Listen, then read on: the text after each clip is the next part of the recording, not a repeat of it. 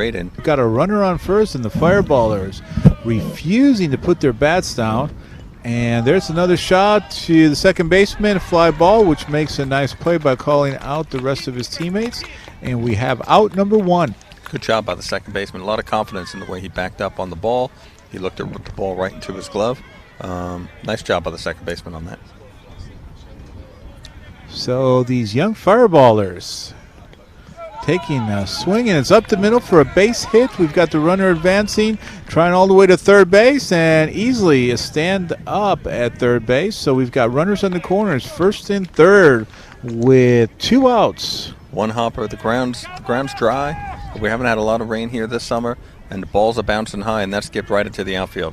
Fielded cleanly by Herts. And there's a swing and a miss for strike number one on the batter.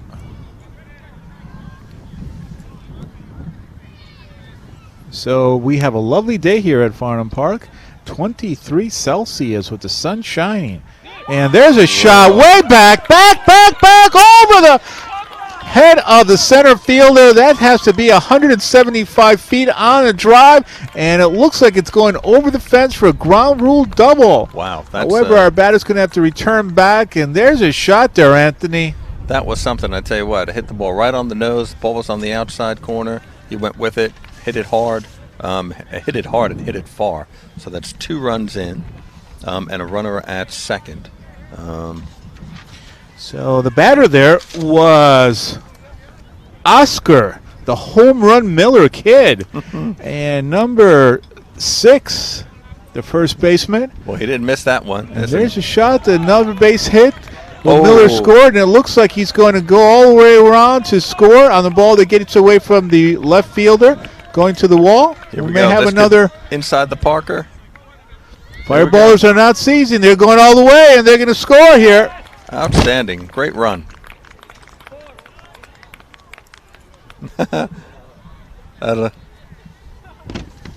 How's that, huh? You get a high five from the coach after an inside the Parker. That's fantastic. And that's 4 runs in, folks. And that's going to signal the end of the inning. So we're now going to head to the top of the 4th, and we'll talk about this 4-run maximum rule. The idea is to keep the game moving, make it fun, and make sure everybody, all the kids of this age, can keep their attention span going. And I think it's a nice rule. You wind up without having a lot of blowouts, and I think that's at this age group where learning is the key. Almost more important than wins and losses. I think it's the correct way to play the game. What do you think, Jerry? Absolutely, Anthony. Great observations there. And the Brighton Fireballs. A lot of credit here to Brighton, keeping that in mind of what Anthony just met. Brighton very strong on encouraging the academics, as you need to have the right balance between sport and academics throughout the year, especially with these young Fireballers, and they've all been very successful in the classroom as well as obviously here at the field. So our kudos there to the Brighton Baseball Club, a fine club down at the Southern Coast. And if you ever have a chance visiting Brighton, take a look at the Brighton Baseball Club that's been around for a while and has teams in senior baseball and definitely a great youth development program. Jerry, you make a good point. It's called the student athlete for a reason, and I know we stress that at home at the teenage level, and for my oldest son at the college and university level. We got to get the kids need to get educated first, and they need to balance that revising and studying with getting outside and playing a sport, and a great sport like baseball on a day like today. There's nothing like it, Jerry. And there's a ground ball to the shortstop over to first base. So we'll score that 6-3 for you aficionados on the scoreboard. So that's out number 1. And the All-Stars trying to pick up a rally here. We've got a lefty coming up, and Lee Manning. And for those, there's a ground ball up to the middle. By the pitcher. Fielded. Fantastic play. 1-3. So earlier today we got some tweets that basically were asking why does the pitcher have that knee brace. Earlier on, I asked Lee Manning, and it seems he has a paper cut on his knee. Therefore, he's protecting it. Tender legs, you know. One of the other coaches had something that looked like a book or a pad to put his knee down on, which, you know, when as old coaches go, Jerry, you need a little bit extra pad. Yeah, these old timers here, you know, paper cuts, you know, a little bit of problems that they're still trying to hang in there. But, you know, good thing that we've got the Herts All-Stars and the Fireballers bringing up the new generation.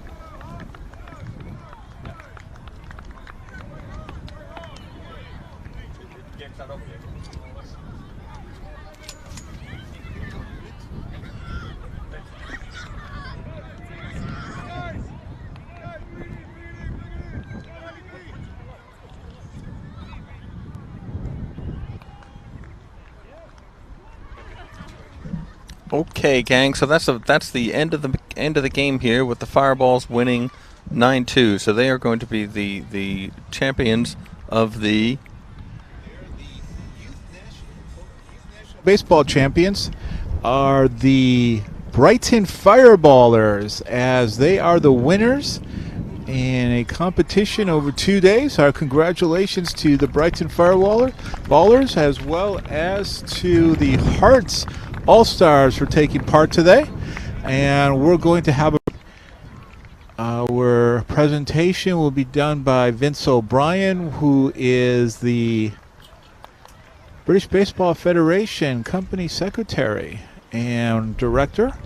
Vince has a long history in international baseball, and he will also do the presentation on behalf of the BBF regarding the MVP award, the Marco Yanagi MVP award, awarded to the player, and we'll be with you in just 1 minute. Well, Jerry, this is my funnest part of the game, seeing good sportsmanship.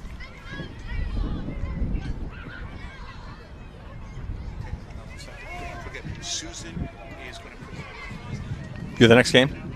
Thank you.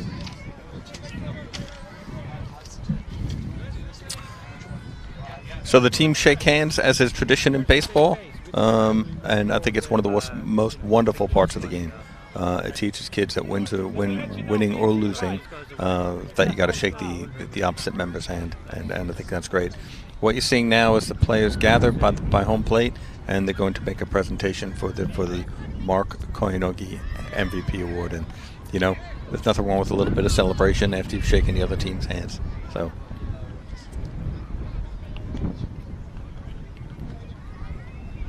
Really nice gesture by the British Baseball Federation to name this award after Mark. He was a gentleman. He was a good parent. He was a big supporter of baseball, and we're all going to miss him. He was a tremendous guy. It's tough going sometimes for a youth coach, because you got to get the kids organized. Sometimes it's like herding cats, but it's all fun. And there's always a couple of moms who want the phone. It bodes well for a strong program if at this level you're winning championships and able to play a competent game. It bodes well for the future, because these kids are going to grow. They're going to become part of the older groups. The best way for baseball clubs to grow is to have families who are having fun and success. And I think Brighton has a bright future, so to speak, in baseball. My colleague Jerry's back in the booth. Jerry was just talking about how Brighton, with 3 years in existence, has done. So Brighton's actually been in existence for a while, and they've had a youth program that's been rejuvenated in the last 3 years. Wow, I stand corrected. Anyway, the point I was making was, it's great when you're winning at the youngest levels. It really bodes well for the future of the club. Perfect. Good observation there, Anthony. And we're going to have the presentation here. First of the MVP award, the Marco Yanagi, by Susan Forrester, wife of Mark. She's been kind enough to come out today and give the trophy. And presenting the national championship will be Vince O'Brien on behalf of the British Baseball Federation. Are we ready? This guy's asking. Yeah, ready.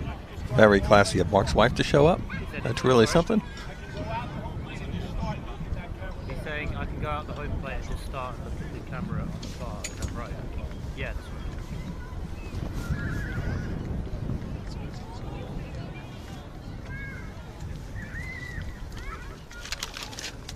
Coming.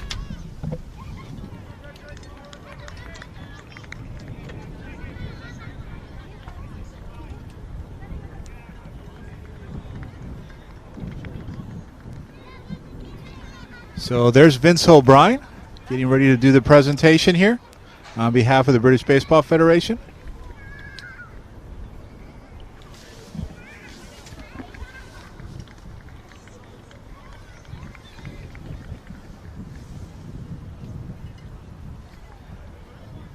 Here's Mark's wife. And Vince there getting a quick presentation.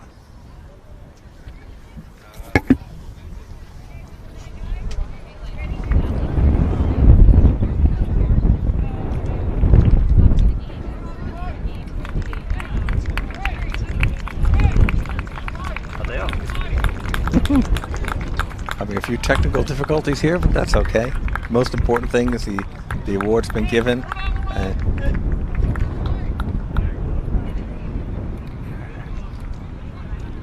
Who shouted that? Well, there we go. And a young player gets his first MVP award. How about that? Look at the smile on that young man's face. Well deserved. A championship to boot. And he's going to get congratulations from his coaches and high fives from his teammates. Nothing better than that. I'm joined in booth here by Joe Perez, Jerry's son. What do you think, Joe? Yeah.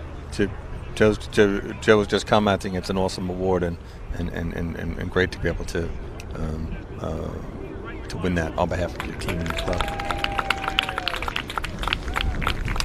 So there you go, the Brighton Fireballers. Unfortunately, we're having some technical difficulties here with our mic, but to paraphrase here, Vince giving the National Championship Award, and there they are, the Fireballers.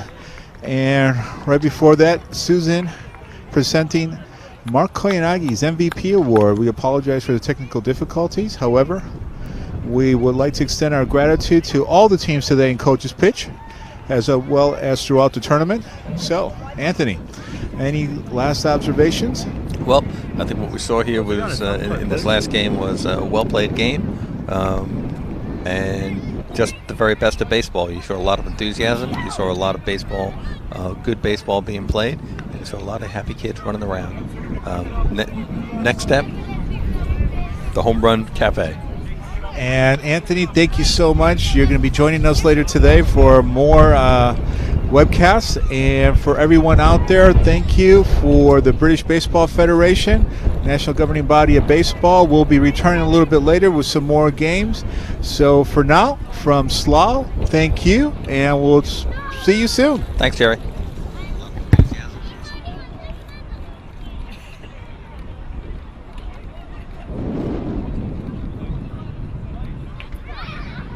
Are you on 4?